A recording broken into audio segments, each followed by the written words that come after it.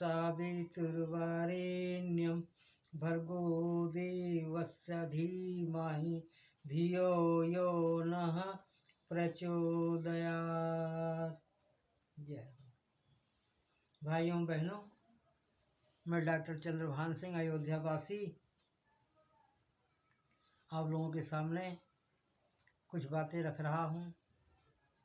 Exercise संबंधी बातें, व्यायाम संबंधी, हल्के फुल्के व्यायाम, जिससे हमारा पाचन शक्ति बढ़ती है। सबसे बड़ी बात, हमारे शरीर के अंदर ब्लड सर्कुलेशन सही हो जाता है। पहला क्या, डाइजेस्टिव सिस्टम सही हो जाता है। डाइजेस्टिव यानी पाचन तंत्र, पाचन तंत्र जिसका पाचन क्रिया सही है। शरीर के अंदर जो भोजन हमने लिया, जो अन्न हमने ग्रहण किया और वो अच्छी तरह पच गया तो हमारे शरीर में लगता है। इसलिए भोजन हम कोई भी करें, बहुत स्टैंडर्ड भोजन करने की जरूरत नहीं, कोई भी करें, लेकिन जो हमारे शरीर को लगे। और लगेगा कब, जब हमारी पाचन क्रिया सही होगी। जैसे गन्ना पेरने का कोल्हू होता है,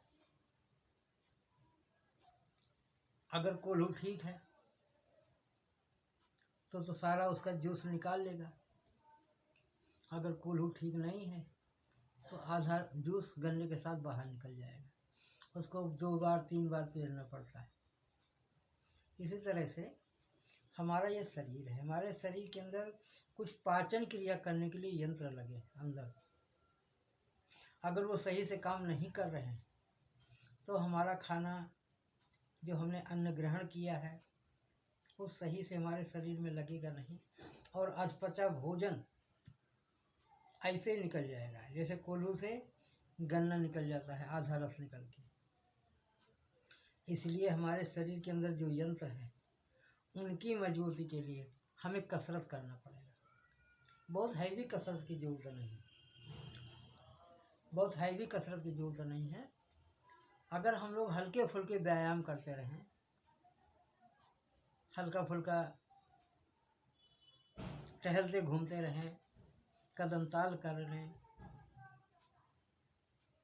हल्का फुल्का, तो भी बहुत फर्क पड़ेगा, बहुत फर्क पड़ेगा।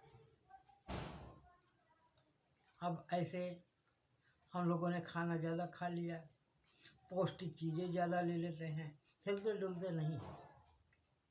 जब हिलेंगे डुलेंगे नहीं तो खाना ज्यों का त्यों पड़ा रहेगा, उसका कोई असर होने वाला नहीं। इसलिए हमें हल्की फुल्की कसरत जरूर करना चाहिए।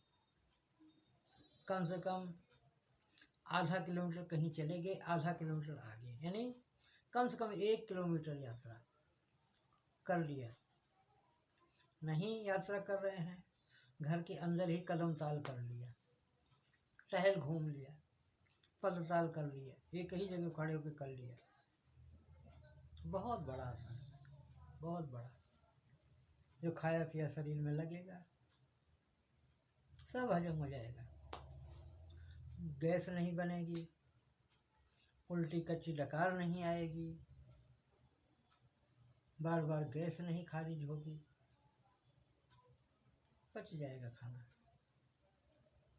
तो खाना खाने से कम 1 घंटा पहले, नहीं तो आधा घंटा पहले हल्की फुल्की कसरत कर लो।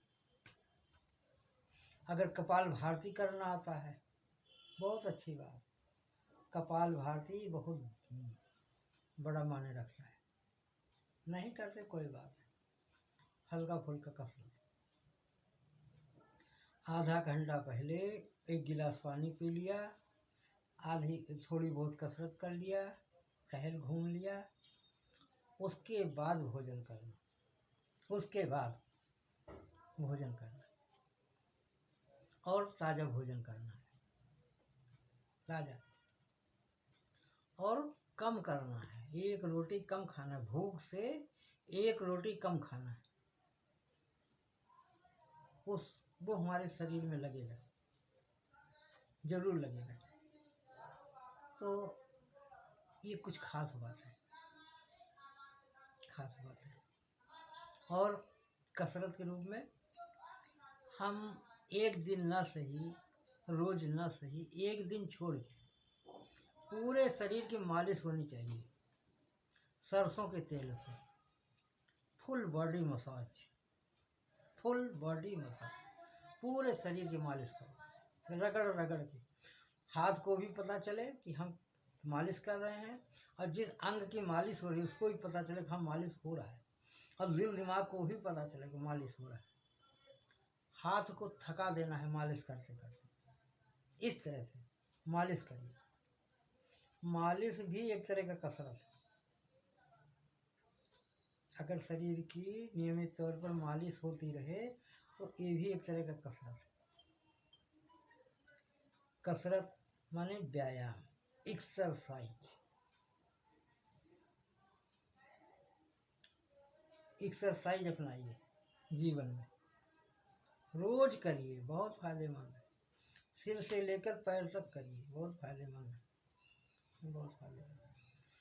और हल्का गुनगुना पानी सुबह शाम पीते रहिए।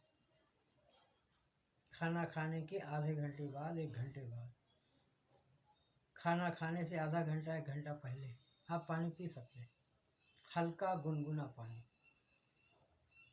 और हो सके थोड़ा नींबू उसमें निचोड़ दो, तो सोने पर सुहागा, सोने पर सुहागा हो जाएगा।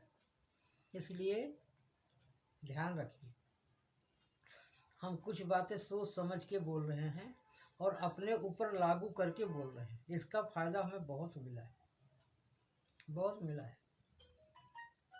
हम कोई पहलवान नहीं है, नहीं, पर हल्की फुल्की कसरत करते हैं और हिसाब से खाना खाते हैं। खाना भी इसी तरह खाना है जैसे हम दवाई खाते हैं। अगर लिमिट से ज़्यादा खाना खाओगे ये जहर बन जाएगा शरीर के लिए। ज़्यादा खाए जल्द मर जाए, सुखी रहे जो थोड़ा खाए, रहे निरोगी जो कम खाए, अब बात न बिगड़े जो गम खाए।